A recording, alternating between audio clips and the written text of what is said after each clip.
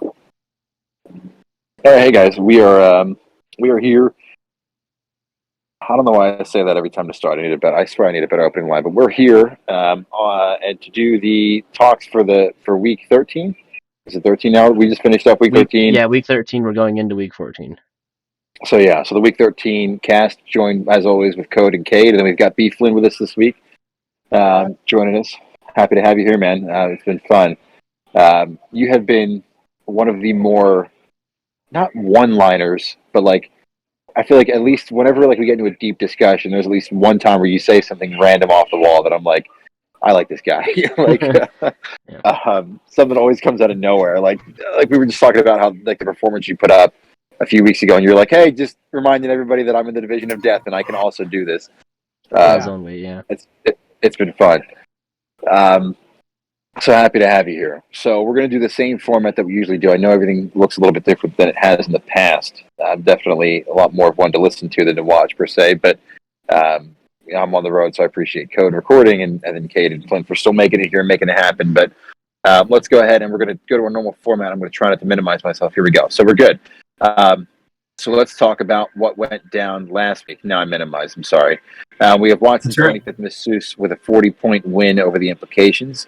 Mm-hmm. Team Havoc, creating havoc by taking down the Diamond Dogs and creating an interesting playoff scenario that we'll talk about here in a few minutes. Dan Flash is barely picking up the win over Webster Tigers just by 3 points, and that would have changed a lot of things and created absolute chaos there, but the Tigers weren't able to finish it out. If only they had Jamar Chase. If make fullbacks great again with 189 points, a dominant performance over Brownout, who continues their slide. They're now on a 3-game skid. Yeah, Kung Fu Pandas pick up the win. Yeah, it is. Kung Fu Pandas pick up the win over Flynn by about 50 points. And then Rutro Raggy picks up the win over Justin Stelly. It was close there for a while, but then Tom Brady did Tom Brady things to close that gap. And literally skin of his teeth, and that's where we're at now. And 5-game win streak for Raggy, too. Like, I mean, even if he's inching them out, he's still winning them.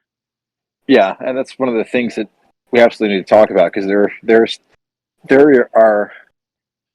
a very loud majority, not naming names, Cade, of this guy isn't real, and there's a very quiet minority of, hey man, the guy's 11-2, right? So what side of that do you fall on, Flynn? Are you a Rutro Raggy is the dude, he's number 1 seed, or are you a hater?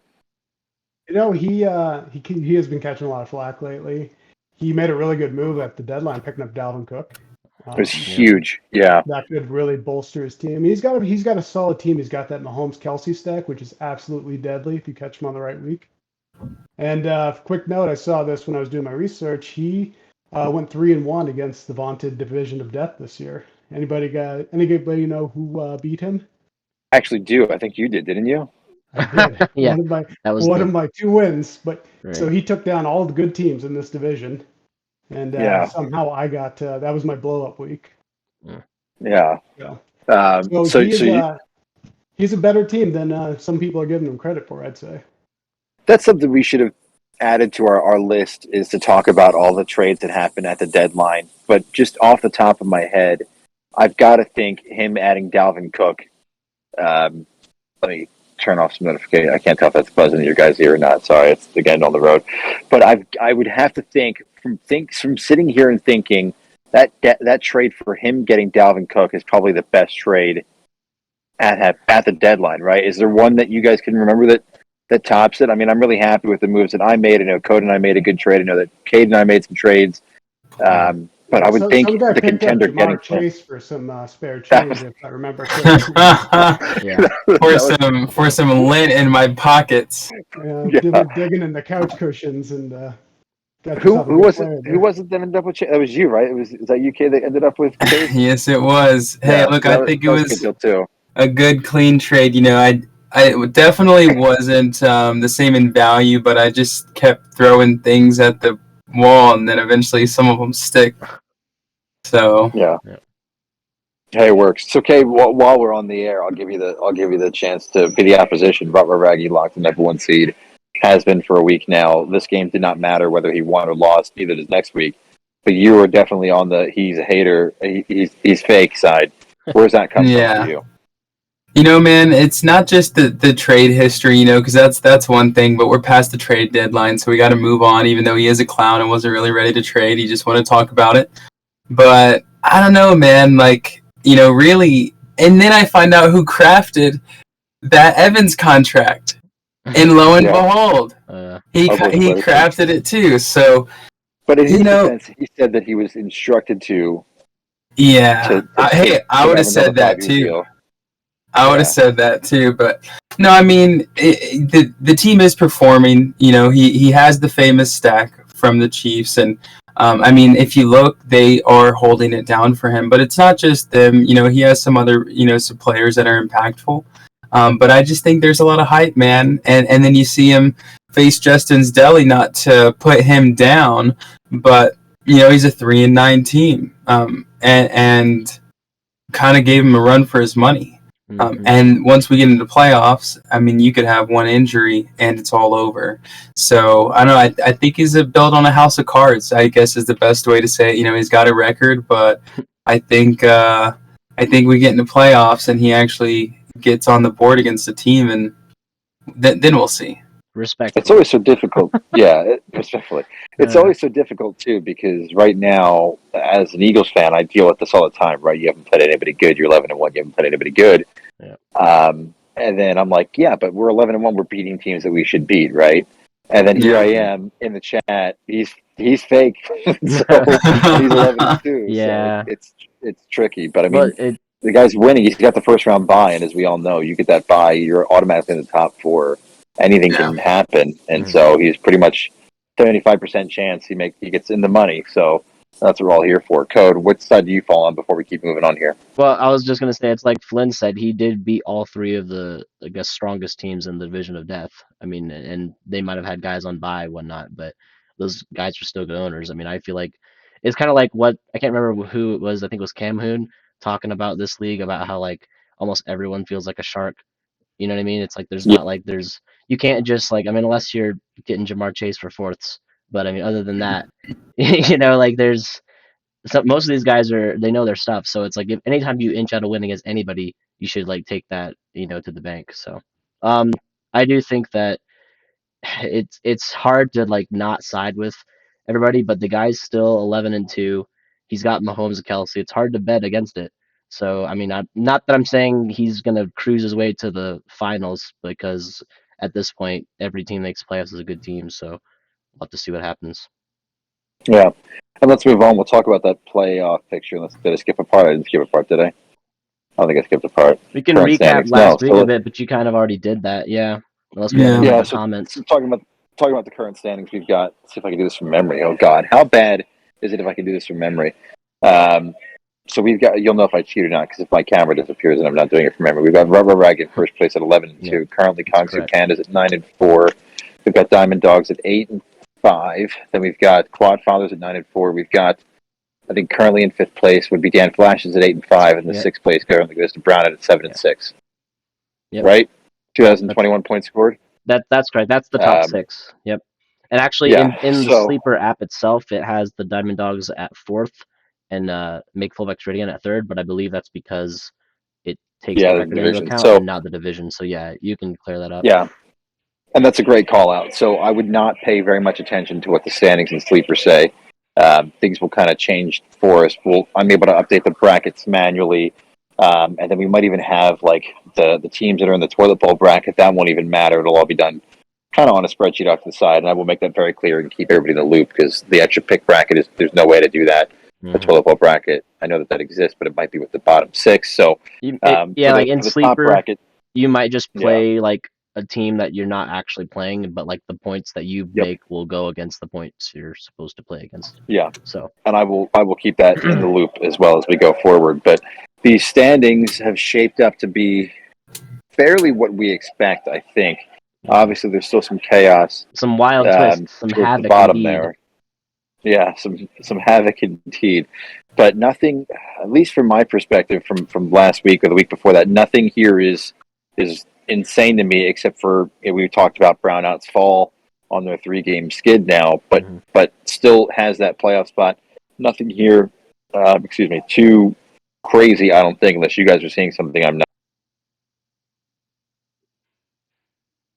You probably need to give a nickname to the Achilles Smith division, because right now this is the division of chaos. Like, Yeah. who knows what's gonna happen? Yeah, I think our division is a little wild. And then obviously the division of death. We need to figure out a nickname that actually sticks for the first two, because the Jamarcus Jamarcus Russell division Russell. just Yep. kind of. I feel like they're just over here. Like they're just there. Like we don't. We're like they're cool and all, and the Leaf division is just a disaster. And then I feel like we're kind of there, but there's just more chaos. Like at least the Jamarcus Russell division is like kind of settled. Like hey, these two are on the top, these Right. two are on the Yeah. bottom. And the Leaf division, anything can happen. And our division is just a shit show. At this point, yeah, if anything can happen in both divisions, really. Yeah. So, with all that being said, with how the seating and how the bracket looks now, let's talk about. I'm not going to remember all this, so I am definitely going to disappear here for a second or two. But let's talk about our playoff scenarios, our best and worst case scenarios for each of these teams as we move This forward. is what everyone wants to hear. Yeah, so it gets a little spicy. So we'll start from the top with.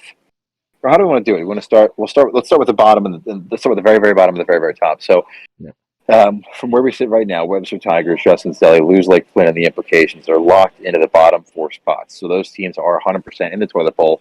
There is no world in which they are not in the toilet bowl. The four of us are at the bottom. So one of us is having to write a book report in MLA format. If anybody remembers how to do that, geez. citing sources and. God forbid. I really think it's going to be me, but we'll see. Rutvo Raggy is locked into the number one seed, so no matter what happens in these next few games, nothing changes that whatsoever. So we've got our bottom and our top locked up. So let's talk about what can happen with the second seed, and then we'll kind of touch each seed as we go. The second seed is a pretty simple one. We've got make fullback spread again against Kung Fu Pandas. The winner of that game is the number two seed. There's no other way to go around it. There's no if this then that. It's just whoever wins that game is the number two seed. Yep. So let's talk about it. How do we think that game ends up going? I think Kung Fu Pandas has got to be the favorite, but the Quadfather / make fullback spread again is just going strong.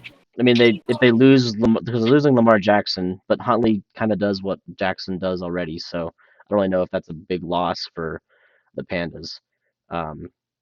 I think it just comes down to like matchups, because I mean they both have great players, but it depends on like who they're playing and who can produce. Because like in my situation, I've got to start Fournette against the 49ers defense, and I'm not feeling good about it. But it's just I have to do that. You know what I mean? That's what gives me the best chance to win, which is sad. But so did you see that clip of that came out either this morning?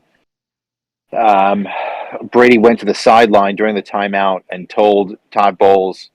Or not Todd Bowles. What's that? What's their coordinator's name? Leftwich. Used to be the quarterback there. Yeah, Leftwich. Yeah, he went over to Leftwich and said, "You want White in, you don't want Lenny in." And they switched, and he's like, "Okay." And then he just turned around and they put Rashad White in instead of Fournette for that last play of the game. Oh, okay. So yeah, I didn't see Cam that. Hood has talked. Yeah, Cam Hood has talked for a long time about how it's Rashad White season. When Brady's literally the one going over there saying he wants White in there. Yeah, I mean, that being said, he's Brady a good player. Brady did say in the press conference he loves Leonard Fournette more than anybody except for his mom. But literally his own words. But I mean, game on the line, he wanted Rashad White in there, right? So it's interesting to your point about the Fournette piece. But I wonder, because both those backs are so good, you wonder, does one of them have a boom or bust? The other one doesn't. It's only a matter of time, right? Because right now they've been scoring both decently. I have Fournette in one league and White in another league. So it's like they're both doing okay, but I'm like petrified for one of you guys to lose a game because Fournette just stayed in the whole game and White didn't do anything, or the opposite, and then it's over from there, right? So what do you guys think, Cade Flynn? How do you think this game goes? Sleeper actually has Kung Fu Panda as a pretty solid favorite in this game. Like the initial projections looks like 164 to 141 Kung Fu way.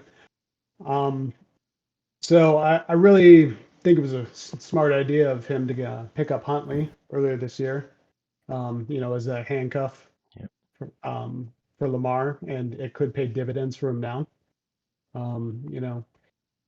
He just picked up Zonovan Knight, who's looking pretty good. So he's got some depth pieces to work with.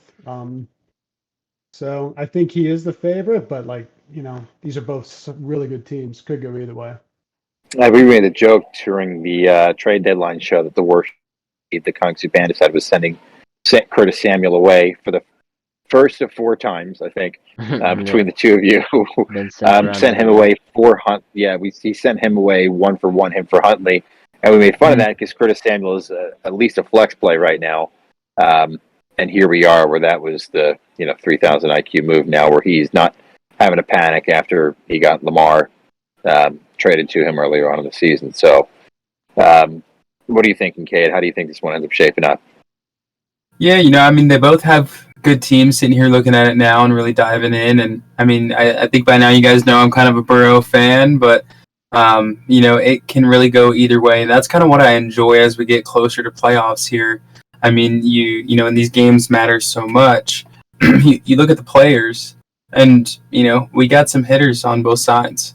So this one's kind of hard to just say, oh, it's definitely going to go the way of the projections, or oh, it'll flip flop and he'll get the upset, because I feel like they're both kind of penciled in to do well. I think this one's going to go down to the wire. I'm going to give fullbacks, great again, the edge up because I'm a Burrow fan. He's definitely making moves, and then of course we got the Rashad White. So I think it really just depends. I mean, these coaches in real life, I mean, they have so much pressure on them. They're trying to win their games, and it's like, what do you do, man? It doesn't matter what you do. There can be an injury. That defense can just be really throwing down that day. And these guys can just not produce. Also, Devontae Adams. And if we're going off of what last week and what I said weeks ago, I think, who was it? Was it Watson's podcast when I said that I still think Adams is one of the top, wide receivers in the league. Right. And, that's even without Rodgers. That's despite coming to a new walking into a new playing format, a new team. Those teams are drastically different. Las Vegas and Green Bay, drastically different teams, and he's still holding his own. So I think they'll edge this one out, but nothing's promised. Scary thing for me, obviously, is that Jimmy G injury. Traded away Derek Carr at the trade deadline, thinking Jimmy's fine. Jimmy gets hurt immediately the next game, and so now you're in this awkward land of, I don't have a quarterback for my super flex. I just remember that he doesn't even have a second quarterback right now on the roster. For Jameis, who is not going to be. Actually, he's on bye too this week. Yeah, he's on bye. Yeah. And he wouldn't be starting if he wasn't, from the looks of it. So, speaking of, not to get too off track, but I can't wait to see these Purdy waivers, baby. Everybody's out here talking a big game. I'm going to be able to click and see who bid what. So don't out yourselves, boys. Yeah, that process is tomorrow morning at 3 a.m, right? Yeah, so everybody set an alarm. Be a fun 3 a.m. Wake up sweating. 3 a.m. Wake up, check your waiver, eat your Krabby Patty, and go back to bed. Yeah, I think that'll be interesting too, because I feel like at this point in time, it's one of those questions that you have to ask yourself is like, okay, we've got all this cap room that does nothing for us this year, right? Like, it's not like money rolls over. I think it's a great idea that we should look into implementing next season, right? But we're not going to do anything mid-season. Yeah. So how much do people throw at this guy? Is he, because you don't want to if you need a quarterback, if you're in a situation like Cam Hunt, how much do you put, right? Because you don't want to spend everything, because if you spend everything, you have nothing else if something else comes up. But if you're Cam Hunt, you're desperate for a QB, you need it. If you need another depth piece, just to have that security, you can spend it and then not re-sign it. So it's just, it really is going to be interesting to see how it goes. Well, and who goes after. There'll still be waivers all throughout. You got to go hard. Yeah. Well, this is why I spent so much money for Matt Ryan, even when K dropped him. Yeah. And Superflex, like any starting quarterback, is insanely valuable given the right circumstances. Yeah. Absolutely. And Ryan was on that 2-year deal, right? So you cut him, I think, Kate, as a hey, I don't want to pay he just ate it. Year. Yeah. Lost like nothing on the second year, so that was nice. I think it was just a couple bucks. Yeah, and that was 100% smart of you to go grab Ryan too. I think I put in a bid, but it was not anywhere where it needed to be. But to your point, you throw $50, whatever, it comes right back to your cap room if you don't re-sign him. And and not only that, if you do re-sign Matt Ryan, it's because all of a sudden he had a resurgence under Jeff Saturday, and it's worth it. And $50 is cheap. but I don't think anybody's expecting that to happen at the same time. For sure. So there's no downside at this point. Well, that's why I expect the Purdy bids to be pretty high. I'm thinking. Yeah. What do we think? Controversial impromptu buy or sell. Winner of Kung Fu Pandas versus Fullback Create again makes it to the finals. Oh yeah. Buy or sell? I buy that. Okay, buy. Yeah. Yeah, I'll just hop in for that. Yeah, why not? Buy that. Buy that code. Buy or sell? I'll buy it. I think they're arguably the best two teams in the league if you don't count Zoinks. So. Flynn, and I what don't. Are you thinking, Buzz? He doesn't. I'm gonna sell and circle right back to K-Megs. Yeah. The other team in that division, he's still a beast. He's got to make the playoffs first. That's what we're all fighting for. Yeah. I mean, I'm thinking he will make the playoffs. And if he does, he's going to be a force to be reckoned with still. All right. I love the answers. Let's move on to what our number 3 seed looks like. So for the number 3 seed itself, it's either Diamond Dogs or Watson's 25th Masseuse. The way that the tiebreakers have shaken up for that division is currently Diamond Dogs are 8-5, Watson's is 7-6. And so if Watson's wins, then and beats the Diamond Dogs this week, they are tied with their record, but the Watson's 25th Masseuse will have 2-0 over Diamond Dogs to put them in the 3rd seed. But if Diamond Dogs wins, they'll be in the 3rd seed. So basically, while we've got Fullbacks Great again and Kung Fu Pandas playing the winner who takes the 2nd seed, we've got the exact same thing in the Achilles Smith division. Diamond Dogs win, they're the 3rd seed. Watson's 25th Masseuse wins, they're the 3rd seed. Yep. How do you guys see this one? Time. Just go hard to go home. That's it. So we'll start with you since you're personally involved. Where's your head at with this one? Did you say me or Cade? Yeah, start with you, Code, since this is your game. Where's my head at? Oh, I mean, I'm confident. Like, I was confident going into last week. Just, highs and lows of fantasy stuff happens. Still have one of the best quarterbacks on one of the best teams. And I'm confident in my running back. Andy Dalton? So. Oh, no, that's Jalen Hurts, sir. Oh, okay, yeah. Got the hat back on, too. Yeah, Cade, what do you think? Obviously, you're part of this division, too, so you've played both these teams now. I think you play me this week, God forbid. But you've played both these guys in back-to-back weeks. How do you think this game goes? Yeah, I mean, it's tough. They both have good teams. We can't disrespect anybody but Zoinks. And the reality is that even in these last games. So as you guys noticed, I've been holding my own. I'm 3-0 right now since I took over the team. He's been taking notes. Team from 4-6 to 7-6.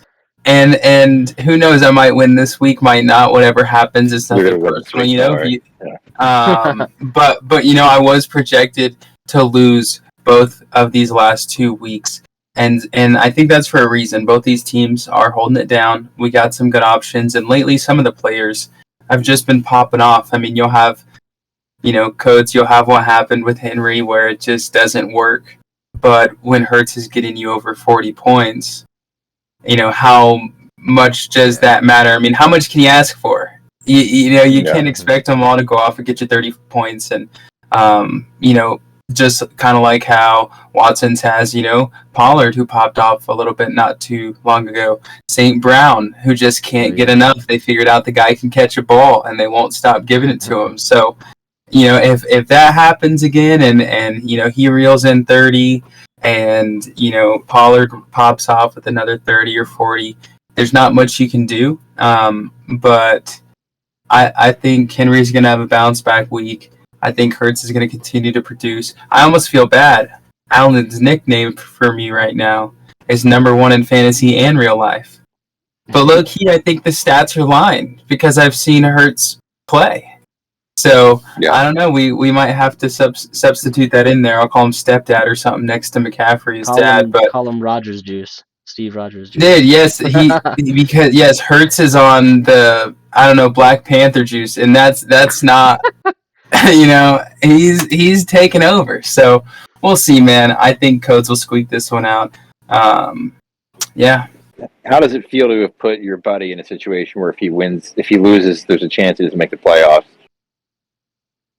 The guy you hang out with pretty much very frequently, maybe a little bit less with the baby. It's But never personal. how's that feel to upset him? And yeah, it's nothing personal. It's just good business, man. It really is. You can't hold grudges, and I mean that's what we said to each other last week going into the game. So look, man, whatever happens, it's been an honor, And at the end of the day, there's not much I could do except set my lineup, trust that it's going to work, and let the guys play. I mean, where do you see this one going? Oh, I didn't mean to cut you off. Go ahead. Right before Flynn says, but just in case anybody knew or didn't know, the only reason why Cade wasn't in this league from the startup was because his wife was pregnant and they were going through that. Yep. So just after that, and then the spot opened up. So yeah, I mean, could have been a lot different if we had a Cade in here. Flynn, where do you see this one going? From my perspective, Diamond Dogs has just kind of been on this slow, steady increase. But you look at their points for, it's been in the top 3 pretty much since the beginning. Whereas Watson's starts fast 3-0, drops a bunch of games, and is now on this rise again, on the rise, fighting for the spot. Yeah, how do you see this game going? I think this game's going to be tight. You look at Booty's receivers, and they are just beasts. He's got some really good ones. He does not have a second quarterback playing this week either, though. He traded for Heineke. He got rid of Dalvin Cook, picked up Heineke. Heineke's on bye this week, so that could really come back to bite him. He's got Kyler Murray going against New England. That could be a rough game. The Cardinals are just falling apart at the seams.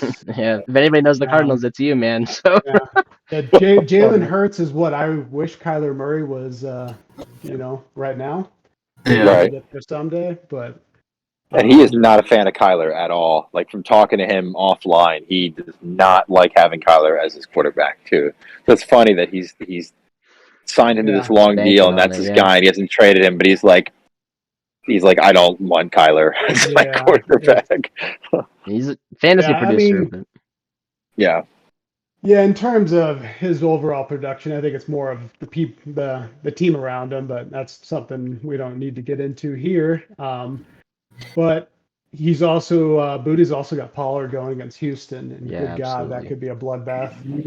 Yeah, and Kareem Hunt as well. Sorry about the background noise. On the flip side, Diamond Dogs has Derrick Henry going against Jacksonville. That could be a good matchup. He's got Justin Jefferson, who may be the best receiver in the game. So this is going to be close. I do think Diamond Dogs might squeak it out, which would put Booty in the 7th and 8th game, right? Pretty much, yeah. So it's going to come down to points for, which we'll get to here in a moment. But that's more than likely what would happen. We'll do another impromptu buy or sell code. You're not allowed to vote since this is about you. Okay. Buy or sell, we'll start with you, Flynn. Both of these teams have picks available in 2023. They should have done more at the trade deadline to shore up their roster going into these divisional games. I'll buy that. I mean, not for lack of effort for Booty. I know he was hitting me up for some trade offers. I don't think me and Diamond Dogs talked at all for trades. I had asked about Ayuk a while ago, and we never pulled the trigger on it. Yeah. But that was because you don't have fucking Robbie Anderson. That's the real reason, guys. Get yourself a Robbie Anderson. You can go get Ayuk. Yeah, after I stole Ayuk for that, I have a hard time letting him go. But he who shall not be named. A lot of people were asking about Ayuk, and I think I want to hold on to him. But so we got you think that's a buy though? It's only a 3rd and a 4th, but we know 4ths have incredible value apparently. Yeah. So I'm curious too. Yeah. So Cade, what do you think? Is that a buy or sell? Do you think these guys should have done more with their picks, trying to get another piece or two? Both of you guys made deals, by the way, at the deadline. So I'm not even ragging on you. Obviously, the Dalvin Cook pickup, Code, you made a few moves as well. They were minuscule, though. They didn't really help my roster currently. They helped me in the future. So sure.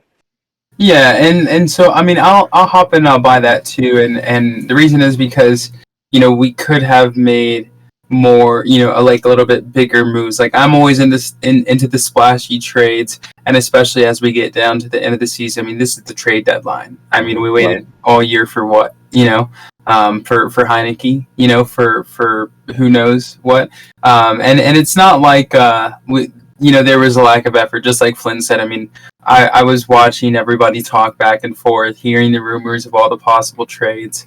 So, it's I'm still going to buy it, but it's tough because, they like their teams. Their teams are producing, and sometimes you just get this level of contentment where you want to stay there. But I think, we'll wait and see till next year and see how this year's decisions, affect next year before we can truly judge if anybody was dragging ass, so to speak. That midnight package of Jefferson and I can't remember who else it was, but it was that midnight deal we were talking about with Higgins and Kelsey for Jefferson and the rest of my damn roster. I was just like, I'll pass. There were some spicy talks. We can sit here and say you should have this, you should have that, but it doesn't fucking matter if you don't want to, right? So we can go ahead and say it all we want. It doesn't really matter. Yeah. Let's take a look at the 4th seed here. The 4th seed's the easiest, I think, ish. Dan flashed as they win to the 4th seed. Yeah. So hey, how about that Dan? was pretty simple. Shout out Dan. Shout out Dan. Somehow making it through. Yeah, getting it done. So if they win, they're the 4th seed. If they lose and Brownout also loses, they are still the 4th seed. Okay. For Brownout, wild, yep. Yeah. And this is where it gets spicy. If they lose and Brownout wins, oh shit! I didn't even get to cover this one. I think if they lose and Brownout wins, wait a minute. Hold on a minute. If they lose, okay. This is embarrassing. If Dan Flashes lose and Brownout win, if Dan Flashes lose and Brownout win, they're gone to the extra pick bracket. Wow. So we'll kind of leave the 4th seed as simple as that because it gets really convoluted. But what it really boils down to, Dan Flashes win to the 4th seed.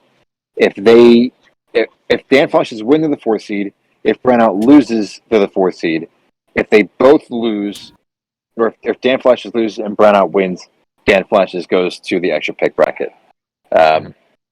Not a whole bunch of moving pieces there. Then it kind of shuffles up what these other seeds look like for the loser of the fullbacks and Kung Fu Pandas and all. But 4th and 5th seed don't really matter so much because 4th seed plays 5th seed, right? So we can kind of almost imagine those seeds don't exist. We'll do a buy or sell for that one too. Let's do Dan Flash's plays against Justin's Deli this week, if I'm not mistaken. Is that what it is? Yep. Look. Okay. So Dan Flash against Justin's Deli, Brownout against Win Like Flynn. So again, Dan Flashes has to win and they're in, or they need Brownout to lose and they're in. If Dan Flashes loses and Brownout wins, they're out of the playoffs completely. So buy or sell, Dan Flashes makes the playoffs. We'll start with Flynn. I'm going to buy.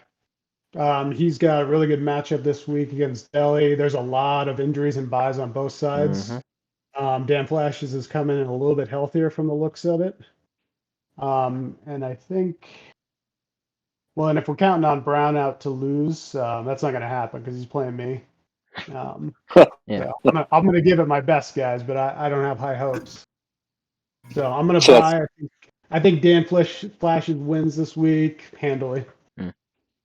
Cade, what do you think? Webster Tigers in that awkward. There's a very clear bottom 3 teams. No offense, Flynn. No offense, Alan.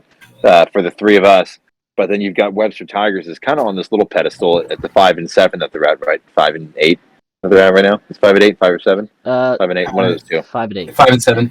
And they're 5 and 8. What? Yeah. Oh, mine thing didn't upload yet. Yeah. So they're 5 and 8, but so they have a step up, right? And we've seen the Tigers pull out some big games, but at the exact same time, they did a lot more selling at the deadline than buying, unless you count Christian Watson as a big buy, which we all know Morgan does. What do you think, Caleb, though? Do you think they have a chance to take down Dan Flashes or no? It's tough. It's tough. I from sitting here looking at the lineup, there are a lot of buys and injuries on both sides. I mean, Montgomery still doesn't even have a spot filled. So that's running back 2 for Flashes. So, it's going to be tough. It looks like we're still looking for Deli to update his lineup for this week all the way. Sure. Not going to get extremely better from what I'm looking at, but we can at least fill some spots and not have, projected zeros on the board. Right. And you know, I think I'm a little bit invested. I think I need anybody to lose at this point in time because I'm right there on the cusp. You know, we'll get into that in a second, but also Justin's Deli, I mean, serves up some serious sandwiches sometimes. I mean, even this week, it's hard because of what Brady did and the fact that Zoinks, I'm sorry I rail you all the time, but I'm also really not. It's crazy that he ended up winning because Deli's a 3-19. And, you know, he kind of gets overlooked, I think, because of that. But I think contesting with that top guy who is 11-2, bringing that contest to him, I think he could definitely do that this week. So I'll sell it just because I'm hopeful. And at this point in time, I am definitely becoming a little bit of the league antagonist. And so I will happily embrace that. It's an honor. And Dan, I'm sorry, but I think I want you to sit these playoffs out. The other thing too is when you look at the points for the teams that are at the bottom, nobody touches 150 except for one team that's done it twice, and that is Justin's Deli, where they can serve those sandwiches spontaneously. Excuse me though, Flynn, you did have that random week that you just went, knucking butts and popped off and beat Rubber Raggy with your 177.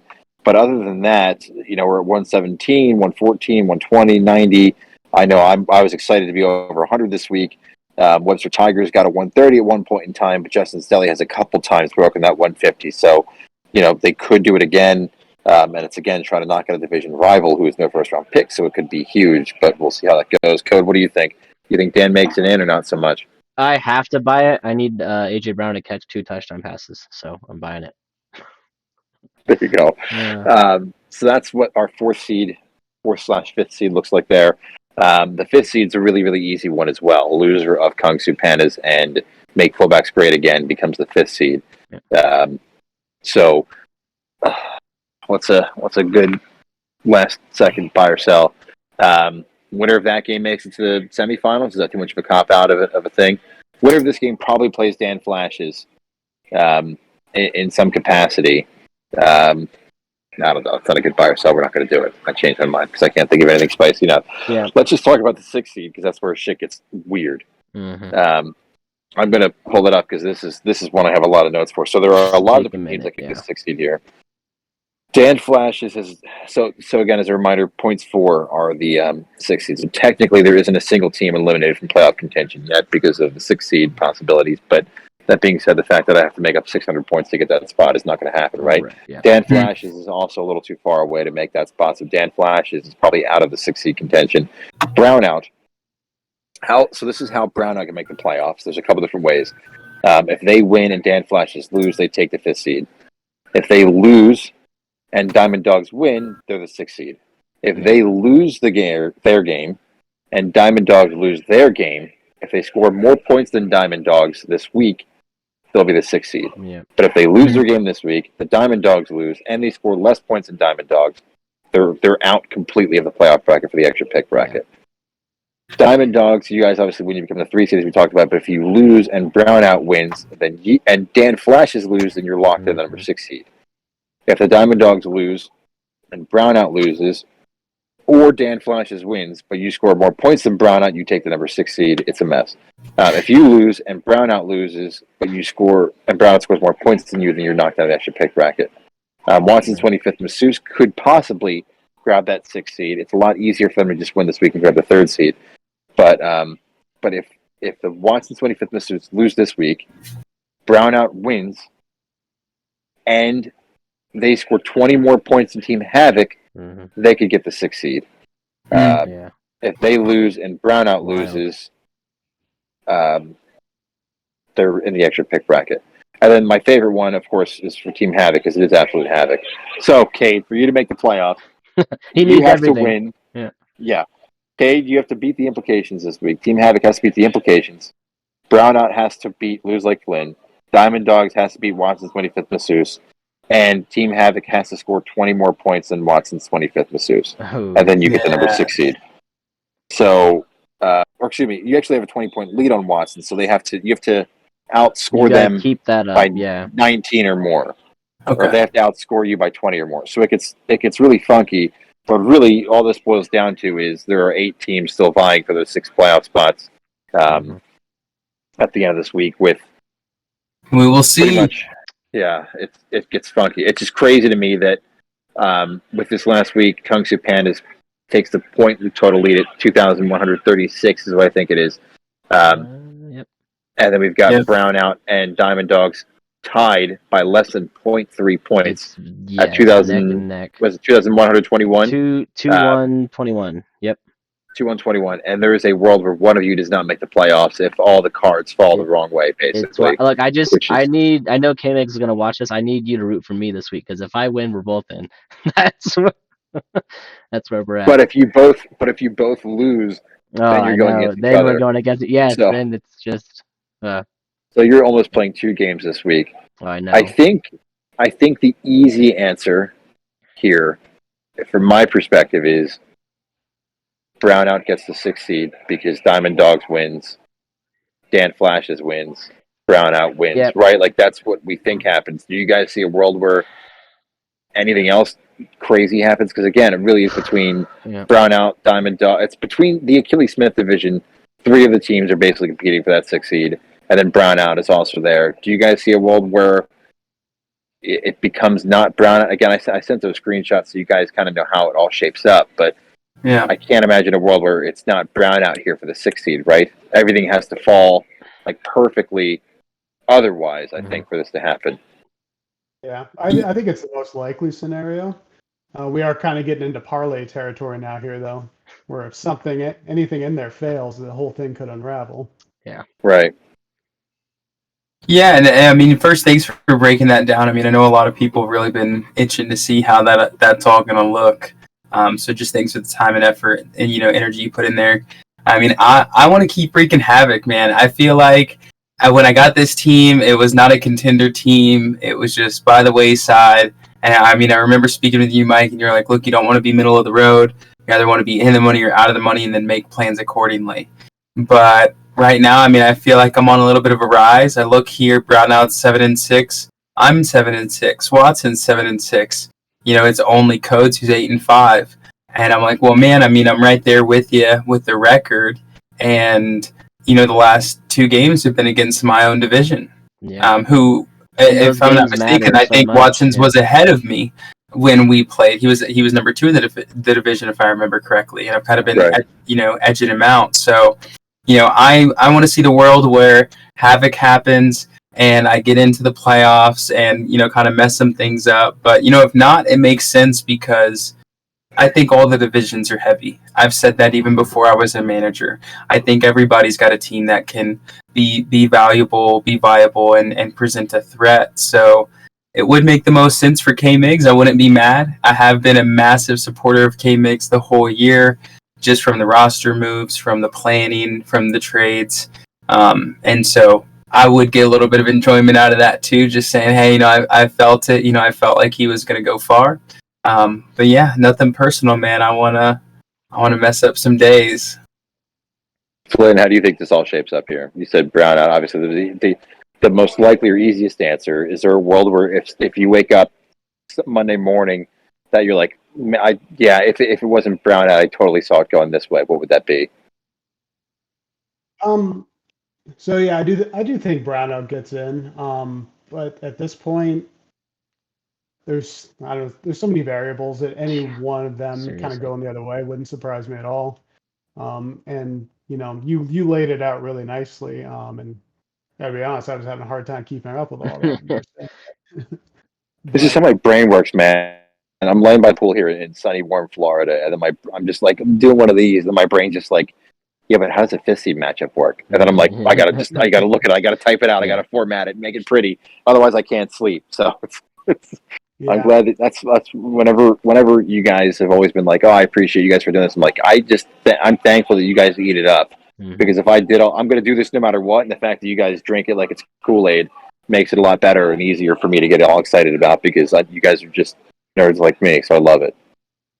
Well, and I had mapped this out earlier. I tried to, and what I had come up with is pretty much what you said earlier. I was thinking that was the most likely scenario, which you had just alluded to a little bit ago, with K-Migs being 6, Flashes being 4. Yeah. And we all just, either Kung Su or make fullbacks great again. It's going to be 5-2. All right, we're gonna play a quick game. So this is the point we talk about next week, but I feel like we already have to an extent. So we'll kind of skip that as we wrap this up here. I'm gonna pick, not really number. All right, we'll do alphabetical order because it's the easiest. Flynn, pick a number 1, 2, 3, or 4. 3. Cade, pick a number 1, 2, or 4. 2. Code 1 or 4. Number 1. All right, I'll be number 4. All right, so this is not planned. Usually we plan and script this shit. But Code, you're gonna go first. You can't pick your team because it's not fun. Pick one other team and give me your best argument why they win the entire thing. And then who is number 2? I already forget. Number 2 is Cade. Perfect. So Cade, you're going to pick a different team than Code picks, and you have to make the same argument for them why they win it all. Flynn, you'll go third, and then I'll take the scraps. Not the scraps. That was really mean to whoever the 4th place team is. The scraps are the 5th and 6th place team that we don't talk about, which is really disrespectful, but it's okay. All right, so if Code, I go who's your first, pick? I'm going to take the low-hanging fruit. I know that Cade loves to rag on Raggy, Mahomes and Kelsey, and he also has some decent wide receivers, got some decent running backs. 11-2. I'm gonna say that he goes all the way just because this is what we're doing. You think Mahomes Kelsey is what is the defining factor? Like we look that back, is and it's the driving that force. Yes, that is the driving force. Yep. Cade, who you got? Not Raggy. You can pick any other team that we talked about today. Can't pick your own team. Yep, who do you think it ends up being? All the way to the finals. Yep. I mean, I'm gonna go ahead and buff you up a little bit, Codes. I think, like I said earlier, my opinion on number 1 quarterback in the league right now has definitely changed, and I do view it as Hurts. And then, like Flynn said earlier, arguably you also have the number 1 wide receiver. Have one of my favorites, Derrick Henry, and I do think he's going to continue to be valuable as the season goes. I think he just had an off week. And it's funny, man. I mean, I feel like I picked your team because I like Fournette too. And despite the crunch time decision by Brady, I think he's super valuable, and he will pop off. And that's why we held him. I remember talking earlier in the season, said, don't sell him, bro, because when you sell him, he's going to go off when you needed him. So, I mean, I'm going to go ahead and buff you up a little bit. I say you go all the way. You have a team that can prove it. You're currently leading your division. And, I mean, if you get in, I truly think you can put these guys on the ropes. Flynn, who are you picking? You got 3rd pick here. Are you going Kung Fu Pandas like I kind of expect you to, or are you going to go Brown out maybe? You were hyping both those teams up beforehand. I was surprised that Cade didn't go with his boy Brown out. I know. For weeks, months now. He's back on him now, so I'm going Brown out. I think I told you guys earlier that if he makes it in a 6, I might put my money on him to win the whole thing. Yeah.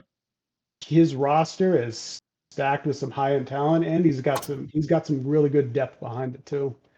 And that could play in, huge factor in the playoffs, injuries, whatnot, matchups, things like that. And he's been a very, very good team, and he's had some bad luck. Strength of schedule has been brutal for him.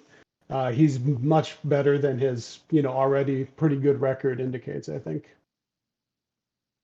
So now it's up to me, and just for fun, we're gonna circle back around and talk about the other 4 teams that we don't talk about in the first round too, because there are still 8 teams contending.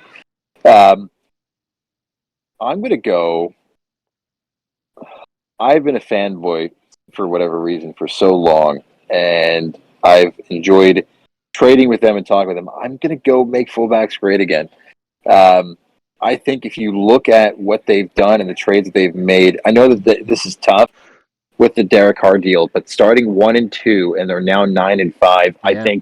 I think the Burrow trade that they made was great for their position. I think they've made other moves that are intelligent. I think they're in a good position to still play and continue. I think that it's just even talking with them during the trade for negotiations, just little things like adding Tyler Boyd onto that, getting Dameon Pierce, Ramondre Stevenson bet paid off. Getting Devontae Adams super early on, already drafting CeeDee Lamb, getting Chris Olave before the season began, having Rachaad White and believing in that deal. I think it was with you, Cade, very early on to just get Devonta Smith to have him as a flex play who went for 24 points this week. Yeah.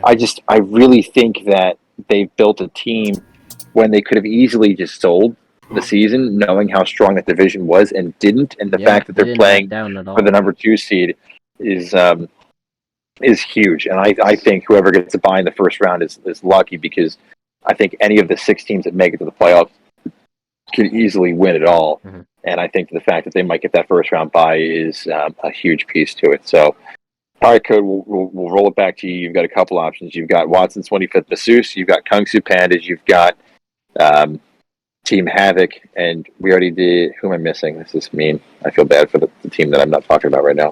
But who is it? Dan Flashes. Dan Flashes. Yeah, Dan Flashes. Oh, yeah, Flashes. So who are you going to go with as your other convincing arguments? What are all? Dan Flashes, Team Havoc, Watson's 25th Masseuse, or Kung Fu Pandas? Another low-hanging fruit option. I'm going to take the Kung Fu Pandas. I know that Lamar might be out for a couple weeks, but they've got good running backs. They've got good receivers. Got Mandrews. So, and I mean, they're right up there with the rest of the league as far as points for and record. So it's going to be hard to knock them off in the playoffs. Trading away the Lamar Andrews stack is probably my biggest regret of my trading career with this league so far. But hey, you win some, you lose most. Cade, 3 more teams left for you. You can't pick yourself still. I think that's more fun if you can't pick yourself. So, of course, are you picking Watson's 25th Masseuse here, or are you picking Dan Flashes? And why do you think they have the best shot? I'm going to pick Dan Flashes. I think he's made some great progress throughout the season. I've been kind of watching him even before I picked up the team. I've been really liking what's happening on his team. Right now he does have some hitters. Kind of sad that he has Kirk. I mean, I'm happy for him. But, if there was a reason that I didn't pick K-Migs earlier, it's because he bold-faced told me he wasn't trying to trade Kirk and then sold him away to Flashes literally 10.5 seconds later on the day. But, I mean, not just Kirk, but the immovable Jonathan Taylor, kind of how we were joking in the league, he's just not going to get traded. But, hey, you don't need to if he's going to produce. And I think he will. And then, of course, A. Brown, so, you have A.J. Brown. I think he's developing and rapidly growing into a top wide receiver in the league spot. I don't think the Eagles are all hype. I think that they're valid, and I think they're going to continue to produce. I mean, could just be an off year where they do good, but I'd like to say it's an on year, and I think they're going to keep doing that. So, I'd say A.J. Brown has a bright future too. Dan, proud of you. I mean, made good moves as the season went, and especially towards the trade deadline, was not afraid to move players, and I think that speaks volumes. If you get into the playoffs, just being someone who's willing to make a decision and stick with it is super valuable from a managerial standpoint. So, yeah, Dan, take it all. Supposedly, there's a chance he might get Waller back too, so that trade might have already paid dividends, selling away Godwin. Yeah. And it sucks to lose Godwin, but if Waller comes back, I mean, the Raiders are just playing for pride at this point. So. Yeah, and tight end is such a feast or famine position. It could be a leg up advantage over another team. Flynn, you got 2 choices left with Watson's 25th or Team Havoc. What are you going with here? I'm going to go with Cade and Team Havoc. Huge turnaround since he took this team over from the guy who should not be named. He has players at quarterback, running back, and wide receiver that there's a good argument could be top position in the NFL. Certainly any given week could blow out any other, guy in that and be the top scorers. Talking Josh Allen, CMC, Jamar Chase. Yeah.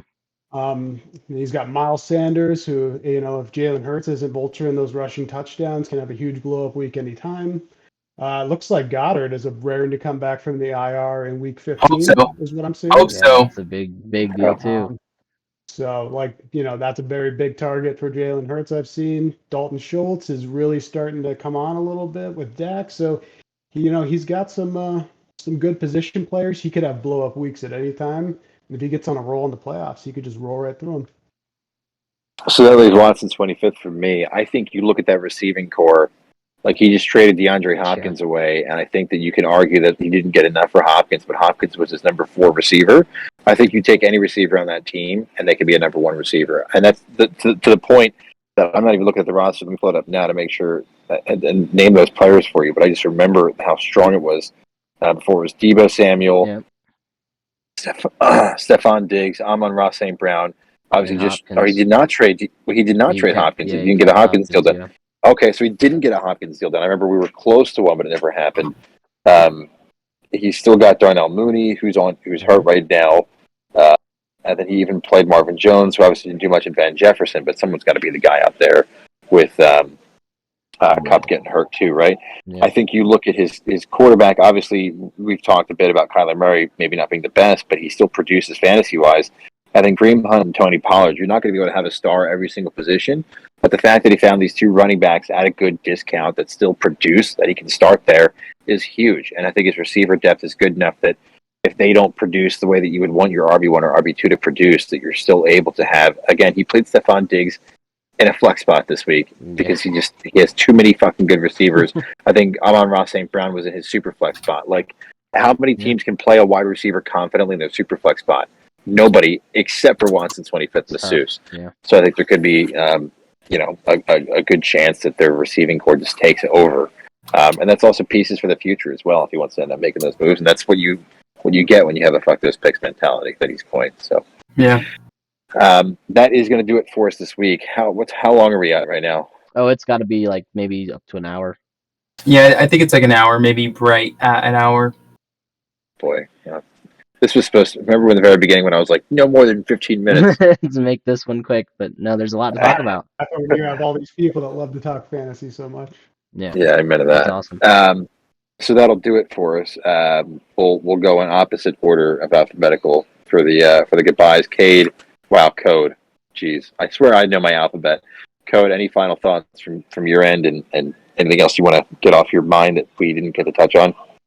Watson's may the best man win, sir. And I'll Cade, what do you got? Yeah, I mean it's nothing personal. Like I said, I hope I keep messing up some plans. But great job to everybody, really. I mean, no matter how this shakes out, who gets in and who doesn't, I've really enjoyed watching everybody's development over the season, kind of forming relationships with everybody. And then, it's been interesting to go from an unbiased source to a biased source where I have a little bit of, stake in the game. And I want to see that personal success too. But, in a special way, I'm rooting for everybody, even Zoinks, that guy at the top, if he really is the business, you want to see him perform too and hold true to his name. So, yeah, may the best man win to everybody. And I'll see you guys in the chat, being an apologist for everybody. The reason I am a great apologist is because I spent like 10 weeks this season defending everybody's bunk moves on their rosters and trades the whole season. So I got some practice under my belt. Cade's like, I wish success to everybody except for I want Brown out to lose. I want this team to lose. I want that team to win. And I want to score more points than him so I can make it to the playoffs. All for selfish reasons. Fuck you, you're cool. Flynn, what do you got? Last thoughts? And thanks again for joining us this week. I know you rushed from work basically to get on, so I appreciate that. But anything else that you've got on your mind that you want to talk about before we head out of here? Yeah, I was just thinking about the 7th and 8th spot, and if Booty ends up in that spot, just misses the playoffs after the F them picks mentality. Mm-hmm. And his consolation is he literally gets to play for an extra draft pick that he actually can't trade.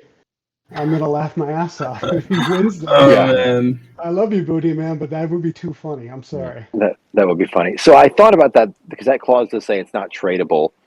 And this is I'm going to go on a bit of an ideological rant here. But that pick is totally tradable in another way where you can be like, okay, if you pick up this player, then I'll trade with you this, that, right? But part of me really wants to keep, and again, I know that, and this is going to sound so weird coming from the trade freaking fiend, but part of me really wants to keep trading off until the rookie draft. This way the rookie draft just explodes with shifting in a million different directions. But the problem is that shuts down all activity. In our league from like January to July. So it's like cool for 6 months. We just sit around and do nothing. But yes, that is, I didn't even think about that. How ironic is that a team that says fuck this picks might be playing for a pick. I mean, yeah, it's still got value though. I mean, that's a late second at that point. Late first, I mean, early second. Yeah, and it's a 24-hour slow clock too. So Not only that, but I can totally see, let's just say it happens, and it's just like, and we're going to do, when I say 24-hour slow clock, usually it's, if a team picks at 10 a.m., then the clock goes to the next team at 10 a.m. What we'll probably do, just because I think it'll be more fun, is announce that once your team picks the pick, you've got to tell me, and then I will keep it private basically until like 9 p.m., 8 p.m., and then we'll announce it somewhere. Make a little, like a team. Yeah, so it's like the clock changes for each team, and so we'll do like a 5-minute. I don't know how much you boys will be up for it, Cade/Code, but like every single night for a week, 5 minutes, jump on with the team that made the pick, talk about why, and announce it then. But I can just imagine. I can just imagine, like, we won't be able to do that for the 13th pick if it goes to Watson's, where he's just like, he gets on the stream and it's just like, hey, I'm still taking off, or something like, no, you have to pick by now. He's like, the pick, no. Yeah. I'm not picking. I'm waiting for trade offers. So I could see that happen. I think it'd be funny. So that does it for us this week. Obviously, playoffs next week. We'll touch on all the brackets and what that all looks like. But the last bracket set for the toilet bowl, and then just the other 8 seeds are just completely wild. So we'll see how that goes. Appreciate you guys watching this. I know this was a bit of a longer one, and sorry it wasn't as pretty as usual, but I appreciate Code for recording while I am away. And that does it. I appreciate you guys, and we'll see y'all soon. Thanks, guys. Good luck. Yeah.